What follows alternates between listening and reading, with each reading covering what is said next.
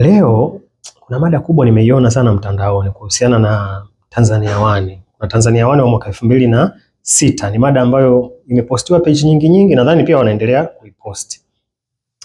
Sasa kwenye ile mada mijadala imekuwa tofauti. Wengine wamejadili historia yake ya yule jamaa. Yes, ni mtu ambaye alikuwa vizuri sana darasani.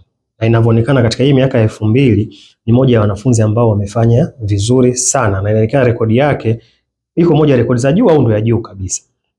Sasa mijadala iko tofauti inaendelea. Unajua kitoka jambo kama lile liko kwenye trend, huwa mijadala inakuwa tofauti. Sasa unajua maswali ambayo unakuta wengi wanauliza au wanajaribu kujadili ni kwa nini wale Matanzania One au watu wanaofanya vizuri sana darasani, wenye ufaulu mzuri sana darasani hawaendagi wakawa matajiri kwenye maisha. Sasa hili swali linabeba majibu tofauti. Yaani kila mtu na mtazamo wake. Lakini kama mimi utaniuliza swali kama hilo kwa kujaribu kuobserve wao watu na karakta zao kwa watu ambao nimewahi kukutana nao ambao wamefanya vizuri, kitu kikubwa unajua kinachomsukuma mtu kwenye maisha kufanya vizuri au kuwa tajiri. Kwa sababu kufanya vizuri ni kitu kimoja, lakini kuwa tajiri ni kitu tofauti. Kwa sababu wengi wanauliza kwa nini hawaendagi wakawa matajiri. Sawa, kwa sababu hao wengi wanakuwa na maisha yao ya kawaida, wanakuwa madaktari, wanakuwa kwenye vitengo tu vikubwa kwenye mataasisi, wanakuwa serikalini, wanakuwa sehemu tofauti kwenye international organization, wanakuwa sehemu tofauti. Lakini swali ni kwamba kwa nini hawawi matajiri? Na by matajiri mtu anakuwa anamaanisha tajiri mkubwa ule wa kushout, wa kumake noise hivi.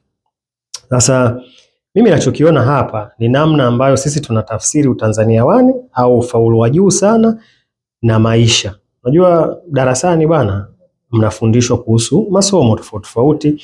Yale masomo yana njia zake, yana namna yake. Kwa hiyo kuna mtu tu yeye anazaliwa hivyo. Kwa sababu mtu anakuwa best kabisa kwenye nchi, anakuwa vizuri kabisa wa kwanza nchini.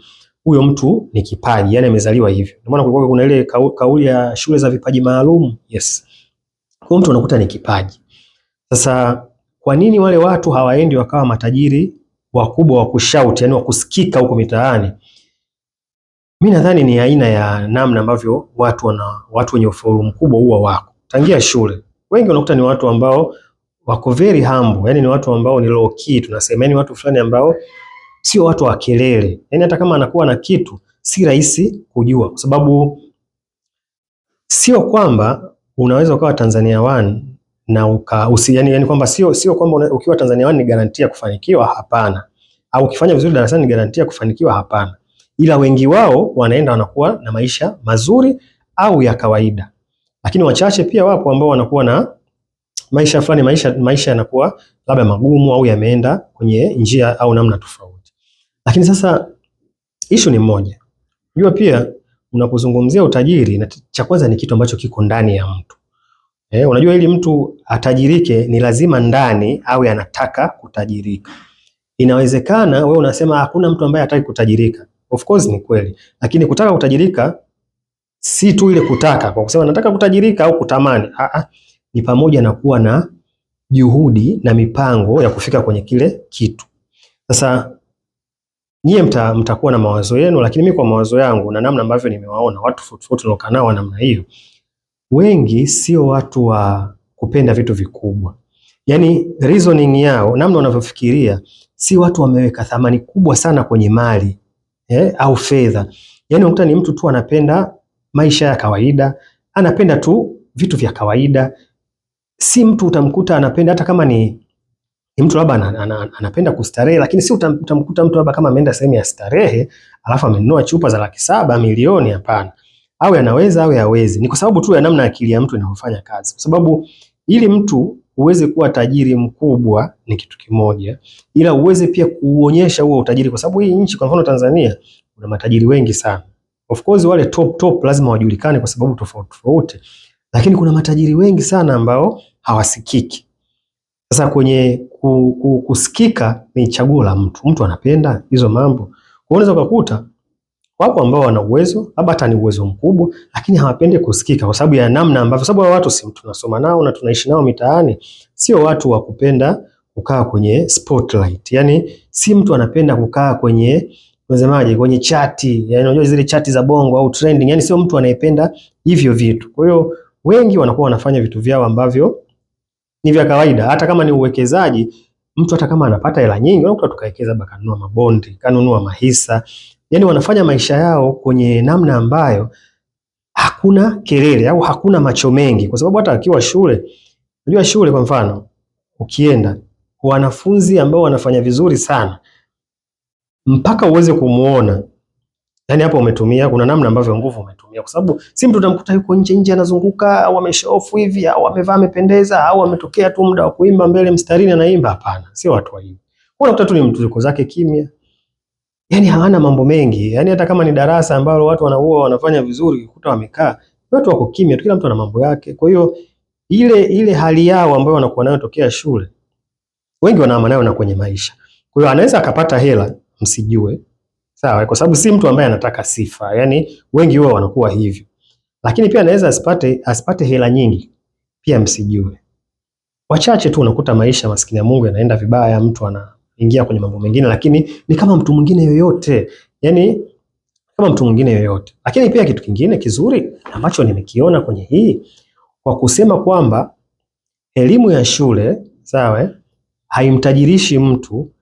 Hii moja kwa moja ni kuondoa excuse kwa mtu yote ambaye anasema bwana, mimi sikusoma au mimi sikuenda shule. Kwa hiyo maana yake mtaani, kama hawa watu kwa mijadala sasa iliyopo, kama hawa watu ambao wamefaulu sana au wana ufaulu mkubwa au wana ufaulu tu wa darasani, hawako vizuri kwenye maisha, hii inatosha kusema kwamba maishani elimu sio kitu kinachohitajika sana sana sana sana ili ufanye nini, ili uwe tajiri au ili ufanikiwe sana. Maana sasa hiyo excuse ya kwamba hicho kisingizio cha kwamba mimi sina elimu au elimu yangu ni ndogo iko kwenye maisha hakipo. Sababu mijadala ambayo inaendelea ni kwamba hawa watu wanafanyaga vizuri darasani, Matanzania wani, na bai vizuri ni kwamba Matanzania wani huwa wanaendaga wapi? Kwa hiyo wapo, sema tu ni low key. Ukipishana naye hivi mtu, sio kwamba ukienda Muhimbili ukikutana na mtu ambaye alipiga wani yake ya 3 ya PCB akaenda pale Muhimbili akasoma labda akaongoza tena, si kwamba utamkuta hapa usoni ana alama. Labda ukiongea naye sasa ile reasoning yake unaona mbona kuna namna fulani. Yaani kuna mtu namna anavyofikiria unaona kabisa huyu kuna utofauti. Lakini kusema wako wapi, wapo wanafanya kazi kwenye taasisi tofauti tofauti, kwenye vitengo, wengine ni wakuu wa vitengo tofauti, wengine wako kwenye biashara zao binafsi. Lakini hata mtu ukikaa naye mpaka labda kama unafahamiana naye sana ndo akupe historia hiyo kwamba bana, mimi nilikuwa Tanzania wani na mambo kama haya. Sisi wa mitandaoni sisi ni watu tu wa kawaida, watu wa maongezi. Kwa hiyo sisi utaendelea kutuona mitandaoni. Ila kwa wale watu ambao wao vichwani, yani watu wanaumiza sana fikra na nini, wengi hawapendi mambo ya mitandao. Lakini pia wapo ambao wanafanya mambo ya mitandao, wengine ni mainfluencer wakubwa sana, ni makochi wakubwa sana, labda wewe hujui historia yake, ila wapo wengi. Wengine ni viongozi kabisa kwenye serikali, lakini hawasemi. Unajua mtu aliyefanya vizuri kama ni shule, kuanza kuongea na kumwambia mtu haonage hata hiyo sababu, kwa sababu kwake ile kitu ni kawaida. Yani kile kitu kwake ni kawaida. Ni sasa ukutane na tajiri mkubwa sehemu ambayo mmechanganyika, mfano labda mmeenda sehemu mmechanganyika, kukutana na tajiri mkubwa hawezi kuambia mimi bana, mimi na hela au mimi na mabilioni. Ukiona mtu mtandaoni anahangaika anakuambia bana, mimi na hela na nini, hela huwa hazipendi kelele. Yani hela na kelele huwa ni kama hazikai sehemu moja. Kwa hiyo wapo wanapambana, ila ile historia